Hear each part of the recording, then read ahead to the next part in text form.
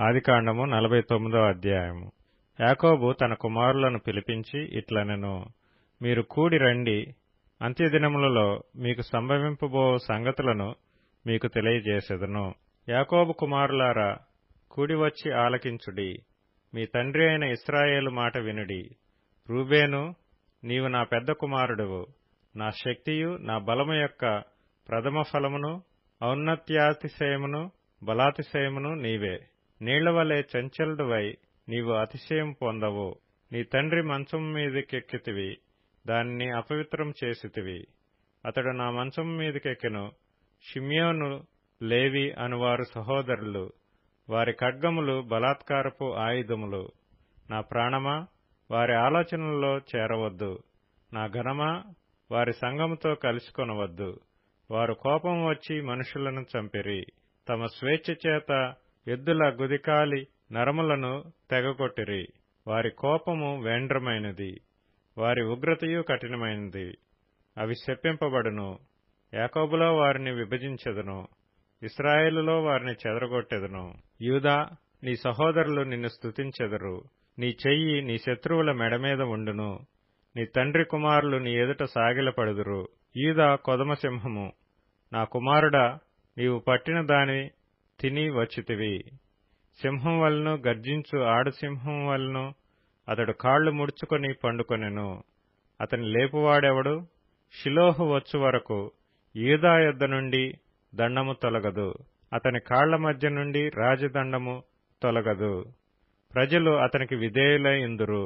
ద్రాక్షావల్లికి తన గాడిదను, ఉత్తమ ద్రాక్షావల్లికి తన గాడిద పిల్లను కట్టి, ద్రాక్షారసములో తన బట్టలను, ద్రాక్షల రక్తములో తన వస్త్రమును ఉదుకును. అతని కన్నులు ద్రాక్షరసము చేత ఎర్రగాను, అతని పళ్ళు పాలచేత తెల్లగాను ఉండును. జెబూలూను సముద్రపు రేవున నివసించును, అతడు ఓడలకు రేవుగా ఉండును. అతని పొలిమేర సీదోను వరకు నుండును. ఇస్సాకారు రెండు దొడ్ల మధ్యను పండుకొనియున్న బలమైన గార్ధబము. అతడు విశ్రాంతి మంచిదొకటయు, ఆ భూమి రమ్యమైనదొకటయు చూచిన గనుక అతడు మోయిటకు భుజము వంచుకొని వెట్టిచేయు దాసుడగును. దాను ఇశ్రాయేలు గోత్రికుల వలె తన ప్రజలకు న్యాయము తీర్చును. దాను త్రోవలో సర్పముగాను, దారిలో కట్లపాముగాను ఉండును. అది గుర్రపు మడిమలు కరచును, అందువలన ఎక్కువాడు వెనుకకు పడును.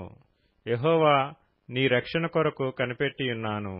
బంటుల గుంపు గాదును కొట్టును, అతడు మడిమను కొట్టును. ఆషేరునొద్ద శ్రేష్టమైన ఆహారము కలదు, రాజులకు తగిన మధుర పదార్థములను అతడిచ్చును.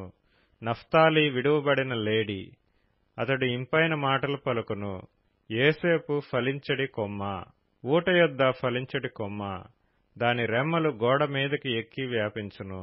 విలుకాండ్రు అతని వేధించిరి, వారు బాణములను వేసి అతన్ని హింసించిరి. యాకోబు కొరచు పరాక్రమశాలి అయిన వాని హస్తం బలము వలన అతని విల్లు బలమైనదగును. ఇశ్రాయేలునకు బండయు మేపిడివాడును ఆయనే. నీకు సహాయం చేయు నీ తండ్రి దేవుని వలనను, పైనుండి మింటి దీవెనలతోనూ, క్రింద దాగియున్న అగాధ జలముల దీవెనలతోనూ, స్తనముల దీవెనలతోనూ, గర్భముల దీవెనలతోనూ నిన్ను దీవించు సర్వశక్తిని దీవెన వలనను అతని బాహుబలము దిట్టపరచబడును. నీ తండ్రి దీవెనలు నా పూర్వీకుల దీవెనల పైని చిరకాల పర్వతముల కంటే హెచ్చుగా ప్రబలమగును. అవి యోసేపు తల మీదను, అతని సహోదరుల నుండి వేరుపరచబడిన వాని నడినెత్తి మీదను ఉండును. బెన్యామీను చీల్చునట్టి తోడేలు, అతడు ఉదయమందు ఎర్రను తిని అస్తమయమందు దోపుడు సొమ్ము పంచుకొనును. ఇవి అన్నియు ఇశ్రాయేలు 12 గోత్రములు. వారి తండ్రి వారిని దీవించుచు వారితో చెప్పినది ఇదే. ఎవరి దీవెన చొప్పున వారిని దీవించెను. తరువాత అతడు వారికి ఆజ్ఞాపించుతూ ఇట్లనెను, నేను నా స్వజనుల యొద్దకు చేర్చబడుచున్నాను.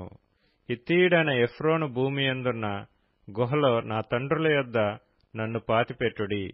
ఆ గుహ కనాను దేశమందలి మమ్రే ఎదుటనున్న మక్పేలా పొలములో ఉన్నది. అబ్రాహాము దానిని, ఆ పొలమును హిత్తీయుడగు ఎఫ్రోను యొద్ద శ్మశాన భూమి కొరకు స్వాస్థ్యముగా కొనెను. అక్కడనే వారు అబ్రాహామును అతని భార్య అయిన శారాను పాతిపెట్టిరి. అక్కడనే ఇస్సాకును అతని భార్య అయిన రిబ్కాను పాతిపెట్టిరి. అక్కడనే నేను లేయాను పాతిపెట్టితిని. ఆ పొలమును అందులోనున్న గుహయు హేతు కుమారుల యొద్ద కొనబడినదనెను. యాకోబు తన కుమారులకు ఆజ్ఞాపించుట చాలించి మంచము మీద తన కాళ్లు ముడుచుకొని ప్రాణము విడిచి తన స్వజనుల యొద్దకు చేర్చబడెను.